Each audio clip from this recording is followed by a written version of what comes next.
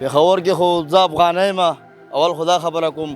بیا پاکستان سره ولاړ یم د پاکستان په خاوره باندې مکمل ولاړ یم او موږ مهاجر همیشه دا دغه کوو چې پاکستان سره به ودرېږو د پاکستان د خاورې نه به دفاع کوو اوس وخت راغلی دی چې موږ خپل حرام نمکي او حلال نمکي معلومه کړو موږ حرام نمک نه یو حلال نمک یو هر وخت چې دوی د اډر وکړي 30 لاک مهاجر پراته دي په پاکستان کې اډر دی وکړي دا ځوان تیار دی اول د ما ورمخکې ګوتم لګوم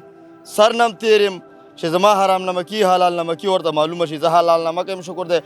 ما دلته 45 کاله پلار مې تیر کړي زما 10 کاله عمر دی 10 کاله دلته پیدا شوی یم زه ما ښه وخت تیر کړی ما ته چا څه نه دي ویلي دا زباني خبرې دي دا راځي خو هندوانو ته موږ دا ملک نشو پرېښودلی موږ مسلمانان یو شکر الحمدلله په دې ملک دفاع به کوو موږ مهاجر یو هر وخت موږ تیار یو دې وخت کې چې ما له پاکستان د انډیا فوج په لاس راشي که نه پاکستاني ډېر ښه خلک دي نریندلي دي موږ افغانان نه دي قسم په خدای چې سرمن یې ونه په ولاړه وباسم سرمن او پاکستان زنده‌باد افغانستان زنده‌باد هندوستان مرده‌باد دا وګورئ پاکستان کې زه یو افغانی یم زه ډانس کوم ډیچک ډیچک ډیچک رلی شئ هندوانو دا میدان ته شئ هر وخت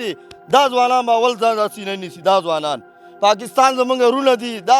د خولې زباني خبرې راځي انسان خفه کېږي موږ د دوی سره روغه ده هر وخت زموږ د دوی سره روغه کېږي بیا به موږ هندوانو سره موږ کتابي اسلام کې دا راغلي زموږ د هندوانو سره روغه نه کېږي هر څومره که دوی ښه شي زموږ ورسره روغه نه کېږي اسلام زنده‌باد پاکستان پاینده‌باد مودي ته زه دا بیان ورکوم ای مودي تاسو خو د غواش هغه امتیاز کوي موږ مسلمانان موږ پاک خلک یو قسم په خدای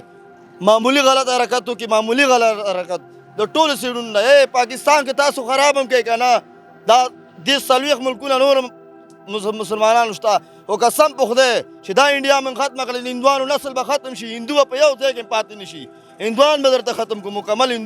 هندویزم به ختم شي سره دې کې لږ موږ خفه وو چې دا ولې دوی اکشن نه اخلي خو اوس یې زموږ زړه یخ کړ دا معلومه شوه چې پاکستان یو مضبوط پوځ دی پاکستان ادارې مضبوطې دي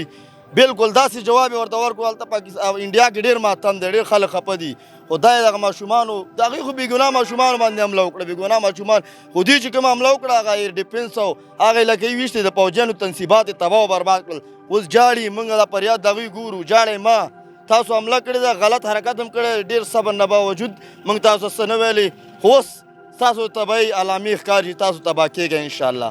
موږ افغانستان پاکستان سره ولاړ یو د طالبانو نه هم دا ادعا کوو چې دې پوځ سره دې ملک سره ودرېږئ دا کړکېچ د هر وخت راځي خو موږ دې سره په دې جنګ کې ملګري یو پاکستان زنده‌باد